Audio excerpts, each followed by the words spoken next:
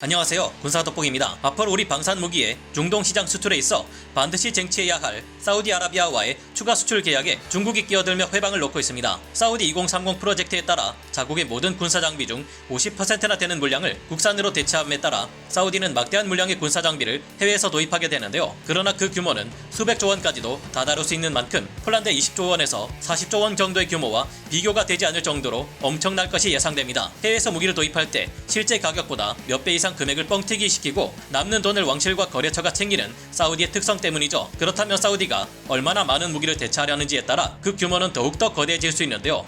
문제는 여기에 중국이 끼어들어 우리의 방산 역사상 다시 없을 규모의 거대 수출 프로젝트를 빼앗아 가려 하고 있다는 것입니다. 이미 사우디는 중국제 둥펑 21D 대함 탄도미사일과 CH-4 무인정찰 드론을 사우디 현지에서 라이센스 생산하고 있는 등 중국과의 방산무기 수출 가능성이 열려있다는 점에서 간과할 수 없으며, 시진핑 중국 국가주석은 우리 한국에는 사우디 방문 일정을 가을 중으로 이야기했지만 최근 일정을 앞당겨 8월 말 사우디를 해외 순방하며 그 가능성을 높이려 하고 있습니다. 우리나라와 원전, 도시개발 등 사우디가 추진하고 있는 여러 계획에 있어서 중국은 우리 한국과 겹치는 부분이 상당히 많기 때문이기도 합니다. 우려스러운 것은 세계 두 번째 패권국으로 올라선 중국을 사우디 또한 환영하고 있다는 것인데요. 하지만 이 수백조 단위가 될 수도 있는 엄청난 수출 프로젝트 성사를 결코 우리가 중국에게 빼앗길 수는 없습니다. 우리 한국은 수많은 무기체계 수출 분야에서 중국의 기술력을 압도하고 있기 때문에 외교적 노력을 통해 충분히 중국을 제치고 사우디에 대한 수출을 성사시킬 수 있을 것이라 확신하는데요. 사우디를 놓고 경쟁하는 중국 무기와 우리 한국 무기의 격차가 어느 정도인지 하나씩 알아보겠습니다. 전문가는 아니지만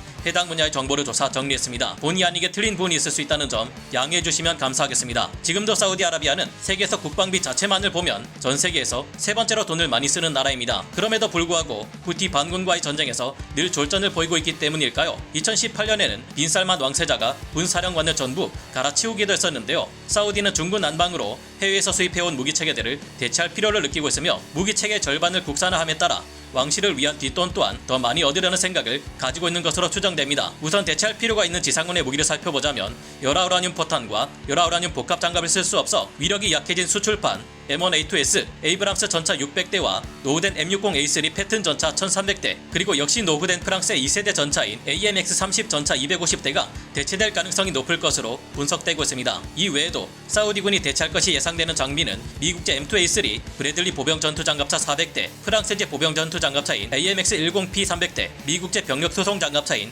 M113 3110대, 미국제 소형 전술 차량인 험비 1500대가 있는데요. M88 곡사포 100여 대, 중국제 PLZ-45 자주포 54대, 미국제 M109 자주포 600대, 프랑스제 AMX GCT 자주포 51대, 프랑스제 세자르 자주포 190대 등 포병 전력 또한 많은 물량이 대체될 것으로 예상됩니다. 여기에 더해 사우디 공군의 F-15S 70대 또한 노후되어 대체해야 할 필요성이 있는데요. 한국에서도 차세대 구축함을 최소 4척에서 최대 8척까지 구매할 것이 예상되며 잠수함은 최소 6척에서 8척, 호위함 또한 4척 이상 도입하려 할 것이 예상됩니다. 이 외에도 M163V, ADS 92대, AMX-30 SA 50대, 오에리칸 GDF 128대, 보포스 40mm 70대, FIM 92 스팅어 휴대용 지대공 미사일 400대, 미스트라 휴대용 지대공 미사일 500대, 패트리어트 팩 2, 3 등을 대체하려 할 수 있을 것으로 보입니다. 사우디군은 중국제 둥펑3 중거리 탄도미사일과 둥펑 21D 중거리 탄도미사일은 물론 V150S 580대, 피라냐2 장갑차 1117대를 대체해야 할 것으로 예상되는데요. 종합해보면 전차만 2150대를 대체할 것이 예상되며 장갑차의 경우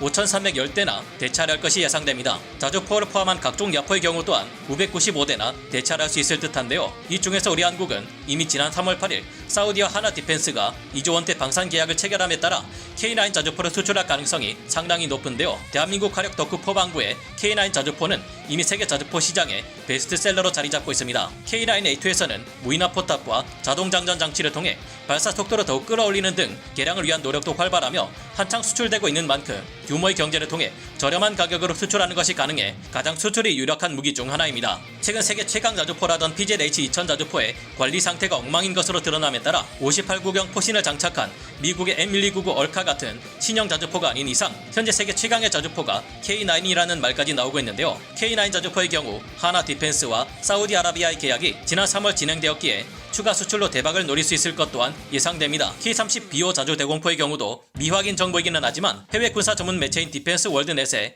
2021년 3월 8일자 기사에 의하면 사우디가 이미 비밀리에 자국 방공군에서 사용할 목적으로 한국의 BO 복합 구입을 결정했으며 BO2의 경우 공동 생산하는 계약을 결정지은 것으로 소개하고 있기도 한데요. 사우디는 우선 BO 복합 방공 시스템으로 적의 공중 위협을 방어하는 데 사용하고 BO2로 본격적인 야전 방공 체계를 구성할 계획인 것으로 짐작됩니다. 전차로 보자면 한국의 K2 전차와 중국의 VT4 전차가 경쟁하게 될 것으로 보이는데요. 여러분들도 아시다시피 실질적으로 K2 흑표 전차의 스펙을 중국의 99식 전차가 따라올 수가 없습니다. 얼마 전 보여드린 것처럼 매년 탱크 바이애슬론 챔피언십에서 중국은 대회 규정을 마음대로 어기면서까지 96식 전차를 끌고 와 참가하고 있지만 온갖 민망한 추태를 보여주고 있는데요. 전차 설계에 있어 부족한 면을 자주 보이는 중국은 96식 전차보다 훨씬 강해진 전차라며 99식 전차는 내놓았지만 이 전차는 이미 중국제 대전차 미사일인 HJ-8의 실사 시험을 진행하던 중 다른 것도 아니고 전면 장갑이 관통당해버린 바가 있습니다. 우리 대한민국 육군의 수많은 전차들이 사용하고 있는 120mm L55 활강포는 중국의 99식 전차에 큰 위협이 될 수 있는 것으로 알려져 있는데요. 99식 전차가 비교 대상이라면 세계 최강급의 전차로 평가받고 있는 한국의 K2 흑표 전차가 훨씬 강력할 것으로 예상됩니다. 사우디가 수송 차량과 장갑차를 모두 보병 전투 장갑차로 대체하게 될 경우 중국의 타입 04 장갑차와 우리 한국의 하나 디펜스 AS-21 레드백 장갑차가 경쟁하게 될 것으로 보입니다. 러시아의 BMP-3를 따라 만든 이 짝퉁 장갑차 타입 04 장갑차로서는 한국의 육중하고 강력한 AS-11 레드백 장갑차를 이길 수 없을 것으로 보이는데요. 이미 하나 디펜스와 30억 리알의 계약에 서명한 사우디로서는 자국의 군사력을 실질적으로 강화하고 싶다면 한국 방산 시장의 새로운 강자인 AS-11 레드백 장갑차가 더할 나위 없이 좋을 것으로 판단됩니다. 다연장 로켓으로는 한국의 K239 천무 다연장 로켓과 중국의 PLH-03, PLH-16이 사우디 수출을 놓고 경쟁하게 될 것으로 보입니다. 이들이 맞붙는다면 비슷한 시기에 만들어진 이 두 무기의 재원만 따지고 봤을 때 서로 비등비등하여 엄청난 차이가 보일 것으로는 생각되지 않는데요. 그러나 러시아 영향을 많이 받은 것이 중국의 무기 체계이고 서방 측의 영향을 많이 받은 것이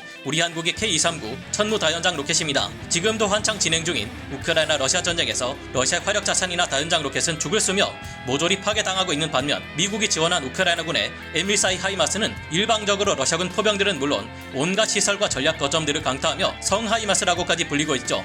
정밀 유도 타격이 가능한 이 하이마스보다 2배의 화력을 가지고 있는 것이 미국제 M270 MLRS 다연장 로켓인데 한국의 K239 전무 다연장 로켓은 이 M270 MLRS 운용 경험을 바탕으로 탄생한 물건입니다. 그 M270 MLRS와 K239 천무는 포대 구성이나 운용체계, 탄종까지 여러 면에서 유사한 면을 보이지만 새로운 유압식 구동 장치와 디지털 제어 시스템이 적용되어 고각과 방위각의 동시 구동이 가능하며 사격 반응 시간이 93초에서 16초로 줄어들었습니다. 발사 후 재장전 시간도 M270 MLRS보다 100초 가까이 더 빠른 것이 이 K239 천무인데요. 이에 비해 중국의 PLH-03은 러시아제 BM-30을 모델로 개발된 물건이기에 실질적인 능력을 비교해보자면 현재 진행되는 전쟁을 볼 때 K239 천무의 압승이 예상되는데요. PHL-16은 서구식 시스템을 받아들였기에 상당히 위협적인 포병 전력으로 평가되며 명중률도 나쁘지 않은 것으로 평가됩니다. 게다가 400km급 사거리를 가진 사실상 전술 탄도미사일이나 다름없는 미사일 운용 능력이 부여되는 개량이 진행될 계획인데요. 하지만 우리의 천무2 다연장 로켓 또한 400mm,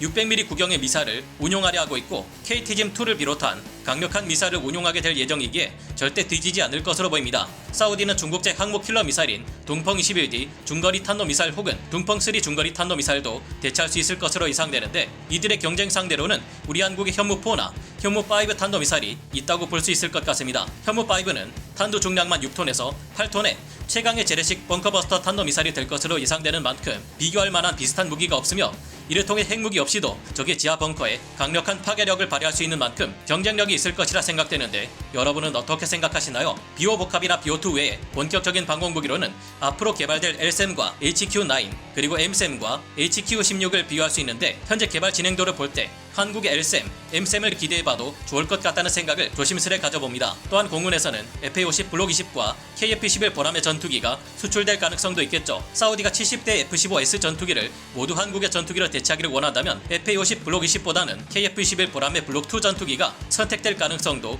있을 것으로 예상해봅니다. 한국 무기와 통합 전투 시스템을 갖춰 국방력을 키워 누이 좋고 매부 좋고 할 수 있는 사이가 되었으면 좋겠네요. 70년대 어려운 시절부터 우리 한국에서는 사우디에 가서 건물을 지으며 벌어온 외화로 한국 경제 성장세를 유지할 수 있었는데요. 21세기 현재 다시 한 번 더 방산무기 수출로 한국 경제를 성장시킬 수 있는 소식이 들려오기를 바라며 오늘 군사 돋보기 여기서 마치겠습니다. 감사합니다. 영상을 재밌게 보셨다면 구독, 좋아요, 알림 설정 부탁드리겠습니다.